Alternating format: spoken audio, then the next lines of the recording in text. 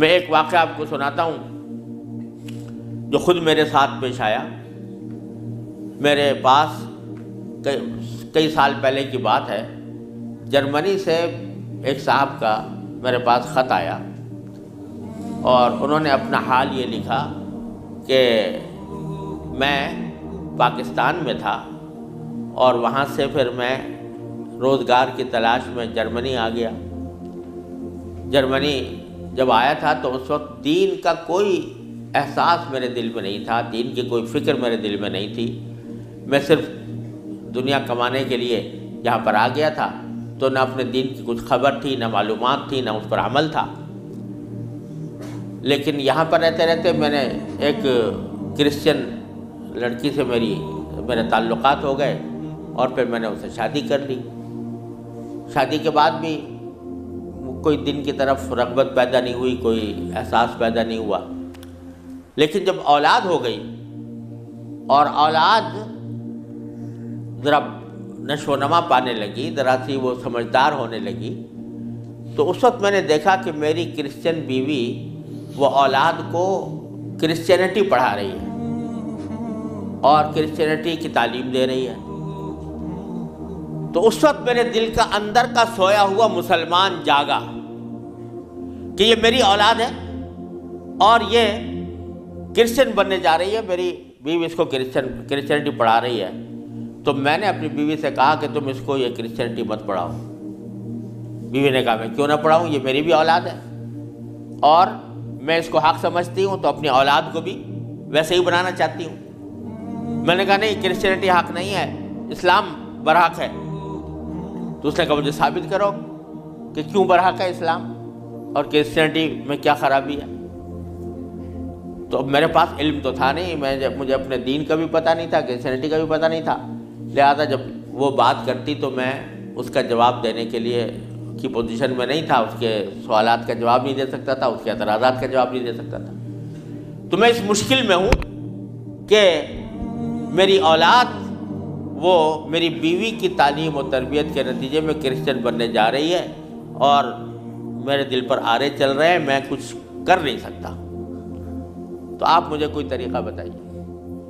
یہ خط میرے پاس آیا تو میں نے اللہ تبارک و تعالیٰ سے دعا کی کہ اللہ کوئی ایسی تدبیر اس دل میں ڈال دیجیے کہ جس سے اس بیچارے مسلمان کی مشکل حل ہو۔ تو میں نے اس کو لکھا کہ ایک تو میری کتاب ہے واٹ از کرسچینٹی کے نام سے، جس میں کرسچینٹی کے بارے میں تفصیل ہے، تو وہ کتاب میں نے بھیجی اور ساتھ میں اس سے کہا کہ آپ اپنی بیوی سے بحث کرنا بند کر دیں، کیونکہ بحث کرنے سے کچھ فائدہ نہیں ہوگا، آپ کو خود معلومات نہیں ہے اور بحث کرنے سے ویسے بھی فائدہ نہیں ہوتا۔ جب بحث مباحثہ شروع ہوتا ہے تو ہر ایک آدمی چاہتا ہے دوسرے کو زیر کر دے، اس سے کوئی خاص فائدہ نہیں ہوتا۔ تو آپ بحث کرنا تو بند کر دیں، البتہ ان کو دو باتوں پر آمادہ کر لیں۔ ایک بات تو یہ کہ اس سے یہ کہیں کہ بھئی خدا کو تم بھی مانتی ہو اور میں بھی مانتا ہوں، اور یہ بھی مانتی ہو کہ خدا سے دعا کی جاتی ہے، تو آؤ ہم دونوں بیٹھ کر یہ دعا کریں، اکٹھے بیٹھ کر یہ دعا کریں کہ یا اللہ اگر اسلام برحق ہے تو ہمارا سینہ اسلام کے لیے کھول دیجئے، اس پر عمل کی توفیق عطا فرمائیے، اور اگر کرسچینٹی برحق ہے تو پھر کرسچینٹی کے اوپر ہمارا دل کو مطمئن کر دیجئے۔ دونوں مل کے یہ دعا کیا کریں۔ ایک تو اس بات پر اس کو آمادہ کریں، دوسرے اس بات پر آمادہ کریں میں کتاب بھیج رہا ہوں کہ وہ کتاب کا مطالعہ کر لیں۔ میں نے یہ لکھ تو دیا، اللہ تعالیٰ سے دعا بھی کی کہ اللہ میں نے لکھ تو دیا ہے، اس کو مؤثر و مفید بنا دیجئے۔ کچھ عرصے کے بعد اس ساتھی کا خط آیا، اس نے لکھا کہ الحمدللہ میری بیوی نے آپ کی دونوں باتیں تو مان لی ہیں اور کہا کہ یہ دعا بھی کروں گی اور یہ کتاب بھی پڑھوں گی، لیکن ابھی کوئی فرق نہیں آیا،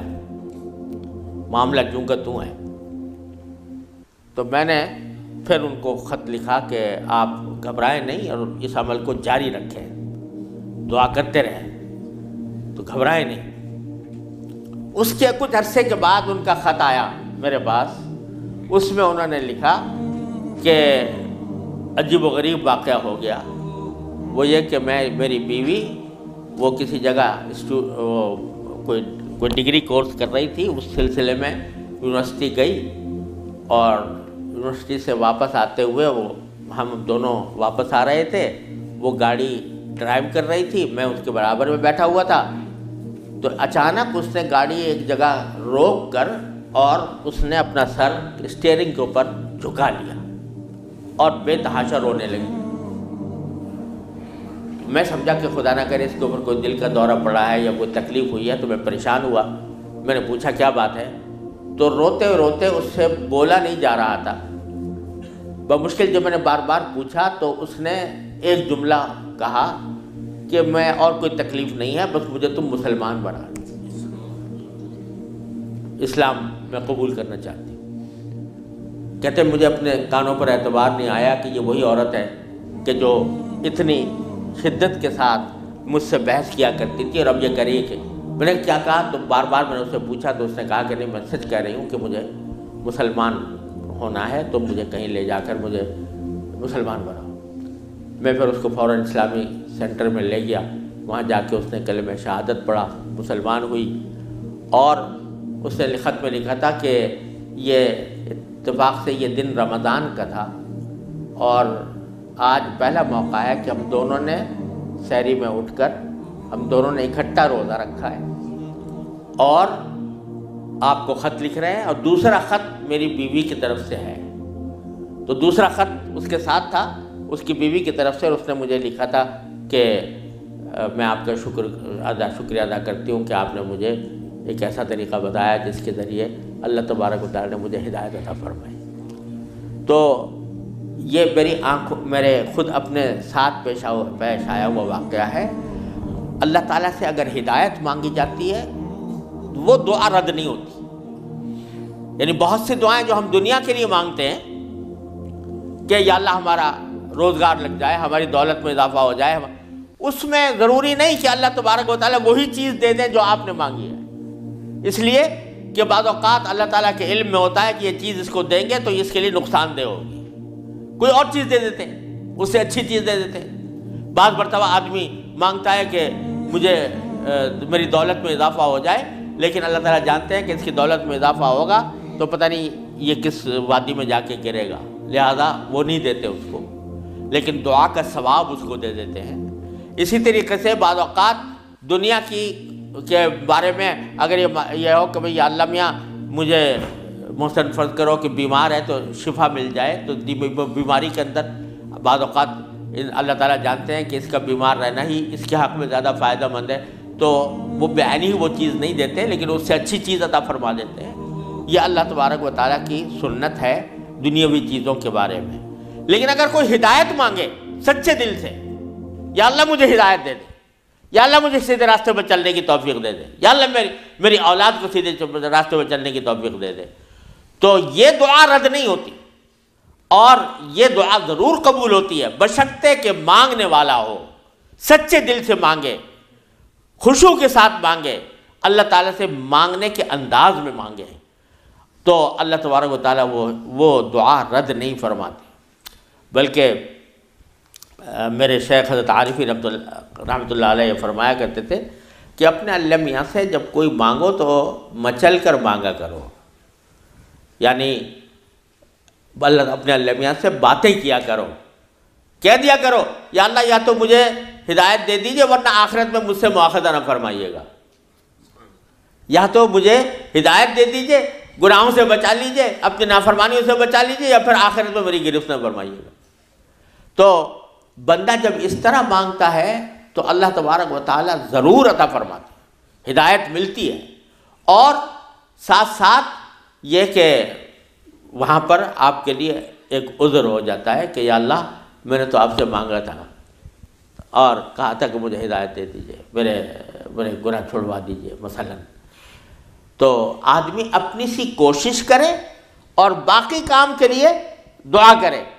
صرف دعا بھی کافی نہیں ہوتی، اپنی سی کوشش بھی ضروری ہے۔ جیسے میں نے وہ یہ مثال دی تھی تو میں نے ساتھ میں اس کو کتاب بھی دی تھی، ایسا نہیں کہ صرف دعا ہی پر اکتفا کرے بلکہ تھوڑا سا طلب اس کے اندر پیدا ہو، کہ طلب بھی ہو، طلب ہو اور اس طلب کے لیے کوئی عملی اقدام اپنا سا کرے، اس کے بعد اللہ تعالیٰ سے مانگے تو اللہ تعالیٰ رد نہیں فرماتے۔ حضرت مولانا رومی رحمۃ اللہ علیہ فرماتے ہیں، مثنوی والے مولانا رومی فرماتے ہیں کہ دیکھو حضرت یوسف علیہ السلام کا واقعہ دیکھو کہ ان کو جب زلیخا نے ورغلایا، گناہ کے اوپر آمادہ کرنے کی کوشش کی، تو قرآن کریم میں ہے کہ اس سے پہلے اس نے سارے دروازوں پر تالے ڈال دیے تھے،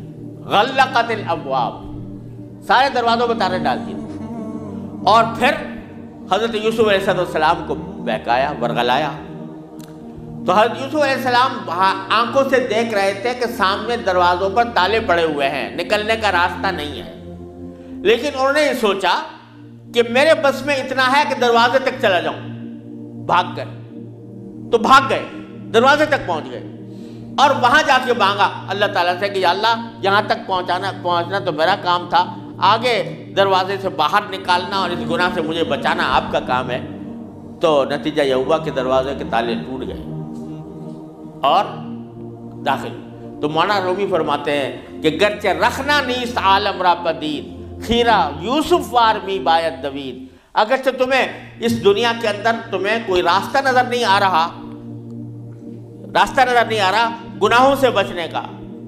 اللہ تبارک و تعالیٰ کی نافرمانی سے بچنے کا ماحول ایسا ہے، اس سے نکلنے کا راستہ نظر نہیں آیا، لیکن خیرہ یوسف وار می باید دوید، جس طرح یوسف علیہ السلام دروازے اپنے حد تک جتنا کر سکتے تھے اس کے لیے دروازے تک دوڑ گئے، اس طرح تم بھی دوڑ جاؤ اور پھر اللہ تبارک و تعالیٰ سے مانگو، تو اللہ تبارک و تعالیٰ انشاءاللہ رد نہیں فرمائیں گے۔ اس لیے میں عرض کرتا ہوں کہ اپنے معمولات میں، روزمرہ کے معمولات میں یہ بات شامل کریں کہ رات کو سونے سے پہلے اللہ تبارک و تعالیٰ کی بارگاہ میں اپنی بھی اور اپنی اولاد کی بھی، اپنے گھر والوں کی بھی ہدایت کی دعا فرمائیں۔ اللہ یا اللہ اپنے رحمت سے ہم چاہتے ہیں کہ ایسا کریں، اپنی طرف سے کوشش بھی کر رہے ہیں، یا اللہ اپنے فضل و کرم سے اپنے رحمت سے اس کوشش کو کامیاب بنا دیجئے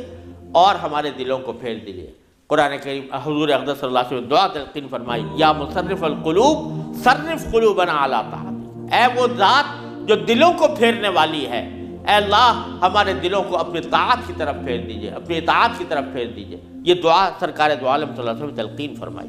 تو یہ دعا ہر روز بندہ مانگے اللہ تبارک و تعالیٰ سے، انشاءاللہ رد نہیں ہوگی، انشاءاللہ ضرور کامیابی ہوگی۔ اپنی طرف سے کوشش جاری رہے اور ساتھ ساتھ اللہ تعالیٰ سے مانگتے رہیں، انشاءاللہ یہ کوشش کبھی رائے گاہ نہیں جائے گی، اللہ تبارک و تعالیٰ اس کو ضرور قبول فرمائیں گے۔